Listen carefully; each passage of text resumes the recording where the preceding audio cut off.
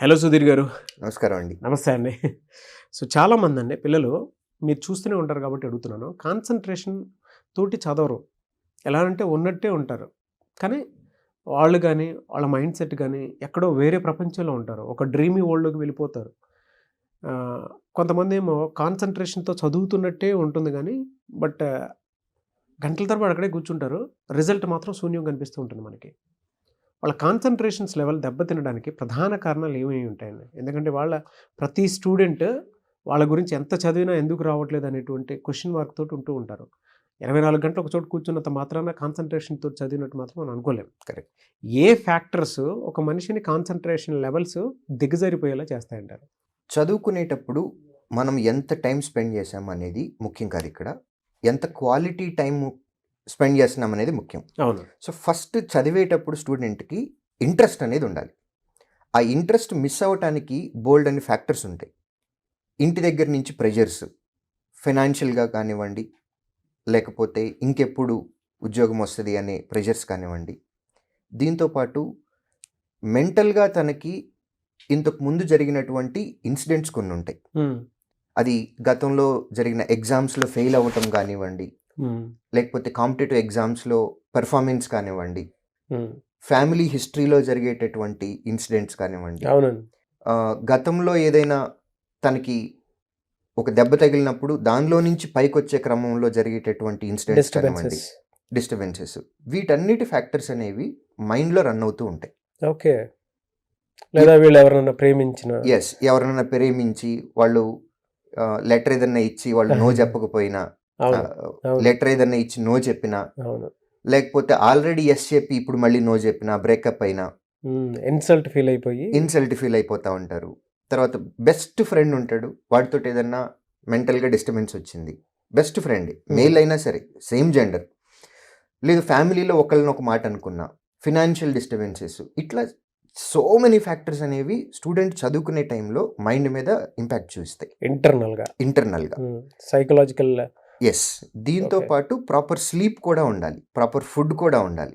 వీటిల్లో ఏదొచ్చినా సరే ఫిజికల్గా చేంజెస్ కూడా వస్తాయి. ఇవన్నీ కూడా ఇండైరెక్ట్గా మెంటల్గా మైండ్ మీద ప్రెషర్ చూపిస్తాయి. దీనివల్ల కాన్సన్ట్రేషన్, ఎంత టైం స్పెండ్ చేస్తూనే ఉంటాడు, గంట 2 గంటలు 3 గంటలు చదువుతూ ఉంటాడు, కానీ ఆ చదివింది బుర్రకెక్కదు.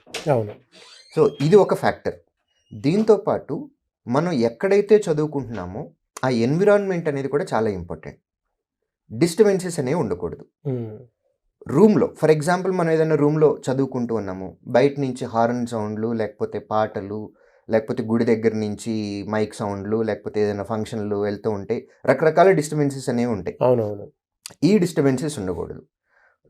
ఎట్ ద సేమ్ టైం మనం కూర్చునేటప్పుడు చదువుకునేటానికి ఒక మంచి రేకుల షెడ్లో కూర్చున్నాము, మే, జూన్, సమ్మర్, స్వెట్ వస్తూ ఉంటుంది. సో అది కూడా డెఫినెట్గా మ్యాటర్. ఎందుకంటే చదువుకునేటప్పుడు కాన్సన్ట్రేషన్ అనేది రావాలి అని అంటే ఎన్విరాన్మెంట్ కూడా చాలా ఇంపార్టెంట్. ఎన్విరాన్మెంట్, సరౌండింగ్స్, మీరు ఇందాక చెప్పినట్లు ఒక రూమ్లోనో లేదంటే ఫ్రెండ్స్ తోటో కూర్చొని ఉంటాం సరే, ఏదో సాంగ్ అంటే ఎవరిదో రింగ్ టోన్ వినిపిస్తూ ఉంటుంది, వెంటనే వీడికి ఎంటర్టైన్మెంట్ ట్రిగర్ అవుతూ ఉంటుంది. లేదంటే కొంతమంది సాడ్ సాంగ్ పెట్టుకుంటారు, వెంటనే పక్కనోడు అరే ఒకప్పుడు నేను ఈ సాంగ్ విని చేసుకున్నాను అనేటువంటి దాంతో డిస్టర్బ్ అవుతూ ఉంటారు. ఉంటాయి సార్, ఈ ట్రిగర్స్ అయితే డెఫినెట్గా ఉంటాయి.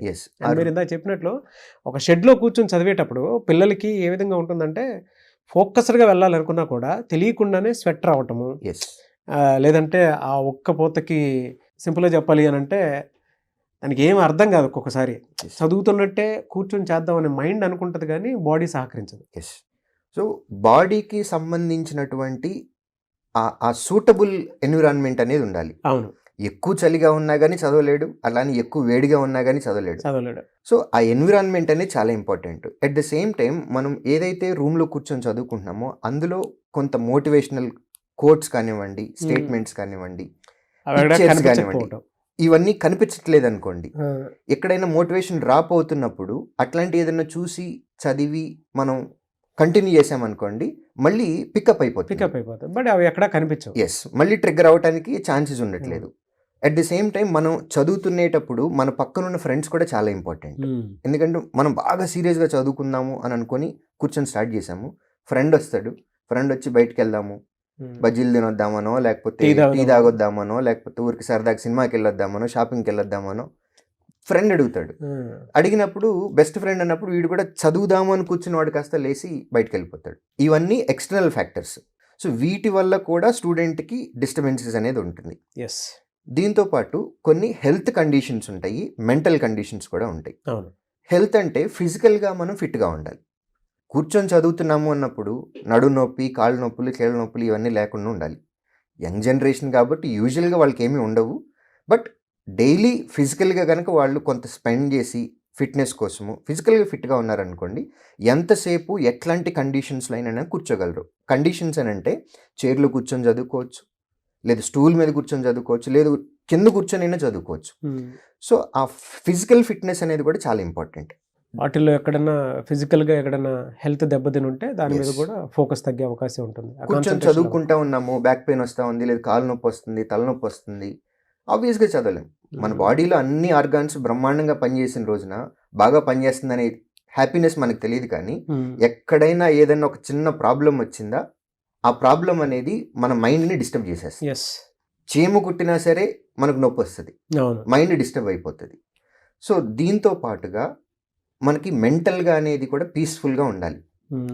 పేరెంట్స్ దగ్గర నుంచి ప్రెషర్ ఉండకూడదు, స్ట్రెస్ ఉంటుంది బాగా. వాళ్ళు పక్కన వాళ్ళు ఎప్పుడు ఎప్పుడు ఎప్పుడు అంటూ ఉంటారు.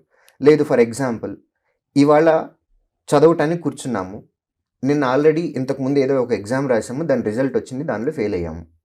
రేపు మెయిన్స్ ఎగ్జామినేషన్ ఉంది, నిన్నటి రిజల్ట్లో ఫెయిల్ అయ్యి ఉన్నాము. ఆ ఇంపాక్ట్ అనేది మైండ్ మీద ఉంటుంది. ఎందుకంటే అది ఆల్రెడీ ఫెయిల్ అయ్యాము, ఆ డిప్రెషన్లో ఉంటారు. ఆ డిప్రెషన్లో నుంచి బయటకు వచ్చి నెక్స్ట్ది చూసుకోవటానికి ఆ బ్యాలెన్సింగ్ అనేది స్టూడెంట్లో కాన్సన్ట్రేషన్ అనేది కుదరదు. ఎస్, ఎందుకంటే పాస్ట్లో జరిగిన ఇన్సిడెంట్ అది, దాన్ని అక్కడ మర్చిపోయి నెక్స్ట్ది స్టార్ట్ చేయాలి. కాకపోతే ఇప్పుడున్న జనరేషన్కి ఎలా కోపపై బయటికి రావాలి, దానిలో నుంచి నెక్స్ట్ టార్గెట్లు ఏంటి మనది అనేది షిఫ్ట్ అవటం అనేది తెలియాలి. ఆ షిఫ్ట్ అవ్వకపోవటం తెలియకపోయినా సరే ఫోకస్ తగ్గిపోతుంది. దీంతో పాటు మెంటల్గా చాలా పీస్ఫుల్గా ఉండాలి. ప్రాపర్ ఫుడ్ తీసుకోవటం కానివ్వండి, ప్రాపర్ స్లీప్ కానివ్వండి, ప్రాపర్ ఫిజికల్ యాక్టివిటీస్ కానివ్వండి, వీటిల్లో ఏ ఒక్కటి బ్యాలెన్స్ తప్పినా సరే చదువుకోవటానికి కూడా మనం ప్రాపర్ కాన్సన్ట్రేషన్ అనేది ఉండదు. మెంటల్ హెల్త్ డిజార్డర్స్లో కొంతమంది పిల్లలు హైపర్ యాక్టివ్గా ఉంటారు. ఆ హైపర్ యాక్టివ్నెస్ వల్ల ఏంటంటే స్టెబిలిటీ అనేది ఉండదు. ఇప్పుడు చేసిన పని చేద్దామని స్టార్ట్ చేస్తారు, ఇమ్మీడియట్గా వేరే దానిలోకి షిఫ్ట్ అయిపోతారు. ఒక పని మొదలు పెడతారు, పూర్తి చేయటం తెలీదు, సగంలో ఆపేసేసి మళ్ళీ ఆ హైపర్ యాక్టివ్నెస్లో ఇంకోటి చేసేయటానికి వెళ్ళిపోతారు. రైట్. సో ఇది ఉంటుంది. దీంతో పాటు కొంతమందికి యాంగ్జైటీ ఎక్కువ ఉంటుంది. యాంగ్జైటీ ఎందుకు వస్తుందో తెలియదు, కానీ ఎక్కువ యాంగ్జైటీ, ఫెయిల్ అయిపోతానేమో, ఫెయిల్ అయిపోతానేమో, రాకపోతే ఏంటి, ఇంట్లో వాళ్ళకి ఏం సమాధానం చెప్పాలి, ఫ్రెండ్కి వచ్చేస్తుందేమో, నాకు రాదేమో. సో దీనిలో నుంచి మళ్ళీ డిప్రెషన్లోకి వెళ్తాడు. మళ్ళీ అందులో కూడా కంపారిజన్ నాకంటే ముందు ఇడికి వచ్చేస్తే. ఎస్, ఎందుకంటే కాంపిటేటివ్ ఎగ్జామ్స్ కాబట్టి ఇది ఎప్పుడు కూడా కంపేర్ చేసుకుంటూనే ఉంటారు. ఒక ఎగ్జామ్ రాస్తాడు, వీడికి వచ్చిన మార్కుల్ని పక్కనని కంపేర్ చేస్తాడు, చూసుకొని మళ్ళీ దానిలో యాంగ్జైటీ, రిజల్ట్ వచ్చేటప్పుడు యాంగ్జైటీ, చదివేటప్పుడు యాంగ్జైటీ, పక్కన నాకంటే బాగా చదివేస్తున్నాడేమో అని అనుకుంటారు. ఈ డిప్రెషన్ను, ఈ యాంగ్జైటీల వల్ల కూడా కాన్సన్ట్రేషన్ లెవెల్స్ అనేవి మిస్ అవుతాయి. దీంతోపాటు ఇంట్రెస్ట్ అనేది ఫస్ట్ స్టూడెంట్కి ఉండాలి. ఎక్స్టర్నల్ ఫ్యాక్టర్స్ వాడి మీద రుద్దబడుతున్నాయి ఈ మధ్య కాలంలో. అంటే పేరెంట్, నువ్వు ఇన్కమ్ ట్యాక్స్ ఆఫీసర్ అవ్వాలి, లేకపోతే నువ్వు లోకో పైలట్ అవ్వాలి, లేకపోతే నువ్వు ప్రొబేషనరీ ఆఫీసర్ అవ్వాలి బ్యాంకులో, నువ్వు గవర్నమెంట్ జాబే తెచ్చుకోవాలి, ఇట్లాంటివి ఉంటాయి. వాడు దేనికోసం వస్తున్నాడు అనేటువంటి దాన్ని పక్కన పెట్టి వీళ్ళు ఇంట్రెస్ట్లు ఎక్కువ రుద్దేస్తూ ఉంటారు. వీళ్ళు ఇంట్రెస్ట్లు ఉంటాయి. యాక్చువల్గా స్టూడెంట్కి తనంతట తనకి ఇంట్రెస్ట్ రావాలి. ఇదిగో నేను 2 years తర్వాత ఈ స్టేజ్లో ఉండాలనుకుంటున్నాను, 5 years తర్వాత నేను ఈ పొజిషన్లో ఉండాలనుకుంటున్నాను, నేను అల్టిమేట్గా నా గోల్ ఏంటి, నా లైఫ్లో నేను ఎట్లా ఉండాలనుకుంటున్నాను, నా ఫ్యామిలీని ఎలా చూసుకోవాలని, ఇది స్టూడెంట్కి ఇంట్రెస్ట్ ఉంటే కనుక కాన్సన్ట్రేషన్ ఉంటుంది. ఇలా కాకుండా పేరెంట్ కనుక వాళ్ళ ఇంట్రెస్ట్ని స్టూడెంట్ మీద రుద్ది చదివిస్తే బలాన్ని కనుక తీసుకొచ్చినట్లయితే, స్టూడెంట్ని ఇన్స్టిట్యూట్కి తీసుకొచ్చినట్లయితే, అప్పుడు కాన్సన్ట్రేషన్ లెవెల్ అనేది లోపల, ఎందుకంటే వీడికి చదువుకోవాలని ఉంటుందండి, మాస్టర్స్ చేయాలని ఉంటుంది, లేదు బిజినెస్ చేయాలని ఉంటుంది, ఇంకోటి ఏదో చేయాలనుకుంటా ఉంటాడు. కానీ పేరెంట్ ఇంట్రెస్ట్ వల్ల వీళ్ళు ఇక్కడికి వచ్చారు, వీడి ఇంట్రెస్ట్ వేరే దాని మీద ఉంది. చదవాలి అని అంటే పుస్తకాలు ఎదురు పెట్టుకొని ఊరికే గంటలు గంటలు చదువుతూ ఉంటారు కానీ మైండ్లో వేరేది రన్ అవుతూ ఉంటుంది, వీడి ఇంట్రెస్ట్ల మీద పోతూ ఉంటుంది. సో ఇది ఒకటి ఫ్యాక్టర్. వాడికి స్టూడెంట్కి వాళ్ళంతటా వాళ్ళకి ఇంట్రెస్ట్ ఉంటే గనక ఎంత టైం స్పెండ్ చేసినా సరే క్వాలిటీగా స్పెండ్ చేయగలరు. సో ఎవరు ఎక్కడి నుంచైనా అప్రోచ్ అవ్వచ్చా మిమ్మల్ని అప్రోచ్ అవ్వాలంటే? డెఫినెట్గా మాకు ఫీడ్బ్యాక్ సిస్టమ్ అనేది ఒకటి ఉంటుందండి. ఏ బ్రాంచ్లో స్టూడెంట్ అయినా వాళ్ళకి కష్టం కలిగితే ఫీడ్బ్యాక్ అని వాళ్ళ అకౌంట్లోనే ఉంటుంది. అది కనుక పెడితే దాన్ని నేనే చదువుతాను. అవసరాన్ని బట్టి ఫోన్ చేసి కూడా పిల్లోడికి కష్టం బాగా ఎక్కువ ఉంది అంటే నా అంతటి నేను ఫోన్ చేసి కూడా మాట్లాడతాను. Great sir. ఆ ఫీడ్బ్యాక్లన్నిటికీ ఆన్సర్ కూడా నేనే పెడతానండి. అదే అండి, ఒక్కొక్క టీచర్గా కాకుండా ఫాదర్హుడ్ నేచర్ తోటి స్టూడెంట్స్ని గైడ్ చేస్తారు. డెఫినెట్గా అండి. మేము మా పిల్లలతో నిజం చెప్తున్నాం, ఎవరు నమ్మరు. మేము మా పిల్లలతో గడిపే టైం కన్నా ఈ పిల్లలతో గడిపే టైం ఎక్కువ అండి. ట్రూ సార్, మార్నింగే చూశాను ఇందాక. Anyways thank you so much Sridhar sir. Thank you.